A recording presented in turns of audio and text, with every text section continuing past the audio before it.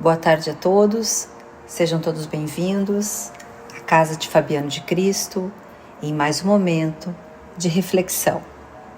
Continuando então a leitura do Livro da Esperança, psicografado pelo Espírito Emmanuel, através das mãos de Chico Xavier, vamos conversar hoje sobre o capítulo 64 com o título Médiuns de Toda Parte.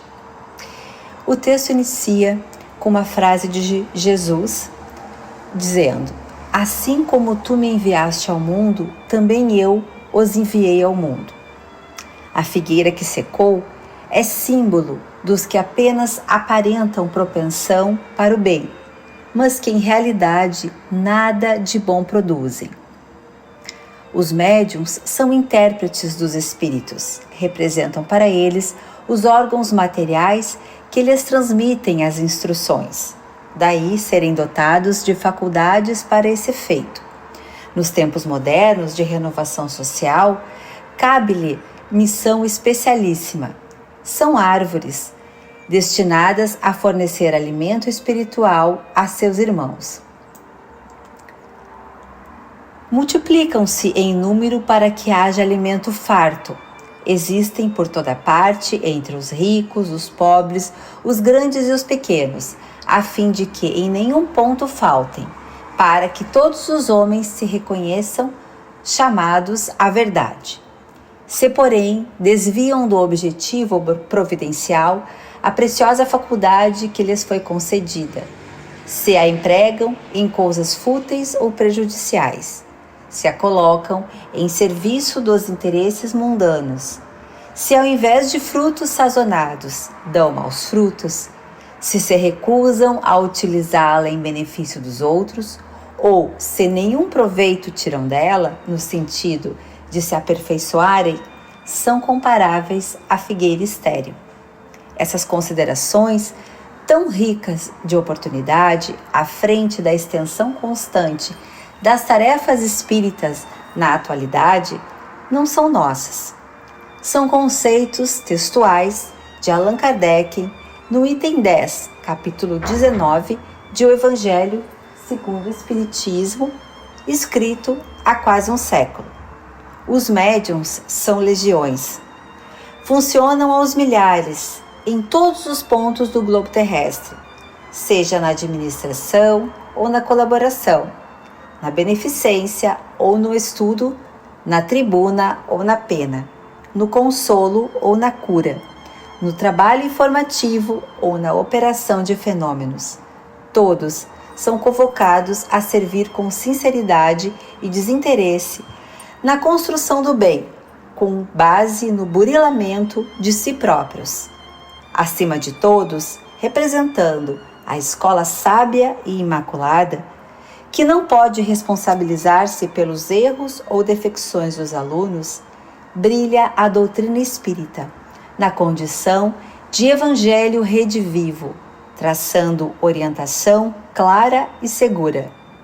Fácil concluir, desse modo, que situar a mediunidade na formação do bem de todos ou gastar-lhe os talentos em movimentações infelizes é escolha de cada um.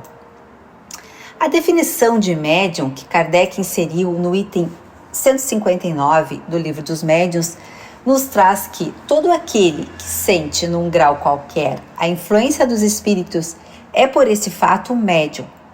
Essa faculdade é inerente ao homem, não constitui, portanto, um privilégio exclusivo. Por isso mesmo, raras são as pessoas que dela não possuam algum rudimento. Pode, pois, dizer-se que todos são mais ou menos médios. Todavia, usualmente, assim como só se qualificam aqueles em que a faculdade mediúnica se mostra bem caracterizada e se traduz por efeitos patentes de certa intensidade, o que então depende de uma organização mais ou menos sensitiva. É de notar, além disso, que essa faculdade não se revela da mesma maneira em todos. Geralmente, os médiuns têm uma aptidão especial para os fenômenos desta ou daquela ordem, donde resulta que formam tantas variedades quantas são as espécies de manifestações. A definição dada pelo codificador do Espiritismo é sem dúvida mais completa e abrangente, mas é preciso que entendamos que a faculdade mediúnica não libera o homem por si só das influências dos espíritos. A faculdade em si é na realidade neutra. O uso que o homem faz dela é o que importa. Ao empregá-la, podemos nos harmonizar com bons espíritos ou relacionarmos com espíritos maus. A sintonia, portanto, fundamental na prática mediúnica. Dando-nos a oportunidade de rejeitar, então, as más influências espirituais e acatar as que provenham dos bons espíritos. A mediunidade torna-se, assim, um instrumento de aperfeiçoamento espiritual. Como sabemos, os espíritos benfazejam procuram inspirar-nos para o bem, enquanto os espíritos inferiores, eles buscam induzir-nos ao mal. Em nossa caminhada evolutiva, somos todos instrumentos das forças com as quais sintonizamos. Todos somos médiuns dentro de um campo mental que nos é próprio. E se o nosso pensamento flui na direção da vida superior, associamos-nos às energias edificantes. Se nos escravizamos às sombras da vida primitivista ou torturada, entramos sim em sintonia com forças perturbadoras e deprimentes. Cada criatura emite os raios específicos e vive na onda espiritual com a qual se identifica. A mente, ensinam os instrutores espirituais, permanece na base de todos os fenômenos mediúnicos. Cada alma se envolve no círculo de forças vivas que transpiram do seu hálito mental. Agimos e reagimos uns sobre os outros por meio da energia mental em que nos renovamos constantemente. E, meus irmãos, o maior inimigo dos médiuns é o orgulho. Assevera Emmanuel que os médiuns, em sua generalidade, são espíritos que resgatam débitos do passado. O que se explica porque é difícil a criatura humana cumprir integralmente, sem enfrentar obstáculos, os deveres da faculdade mediúnica que assinala a sua existência. Se somos portadores de sensibilidade mediúnica, nós devemos cuidar de educar os nossos próprios sentimentos, armazenando paciência e compaixão, a fim de que o amor nos reforce a alma, nos inspire, nos eleve. A mediunidade é uma concessão divina para o crescimento espiritual da humanidade. É um veículo de comunicação com os irmãos desencarnados e nos traz sempre lições de aprendizagem, muito mais para aqueles que doam do que aqueles que recebem. Nos trazem as leis da justiça, do amor de Deus. Por seu intermédio, adquire-se a certeza inabalável da sobrevivência do ser humano, do fenômeno morte, desmistificando a morte, facultando então a entrega às leis morais que regem o nosso universo. Tendo como base a ação da caridade, a mediunidade tem a função hospitalar de deter alguns pacientes, desencarnados ou não, no seu raio de ação, gerando muitas vezes tristeza, dor, conforme se encontre o hóspede que necessita do socorro. Outras vezes, espíritos inferiores que não se conformam com o estado em que se encontram investem contra os médiuns, por inveja, mágoa ou revolta, proporcionando-lhes também sofrimentos que lhes são úteis para o seu aprimoramento e para a sua conquista, a título de nobreza fraternal, ajudando sempre. As nossas provas e expiações, igualmente, fazem-nos simultâneos, dando a ideia de que muitas vezes parece ser pesado o fardo dessas responsabilidades. E isso nos traz distonias nervosas, ansiedades, receios, fazendo com que sintonizamos então com espíritos que pensam e vibram dessa mesma forma.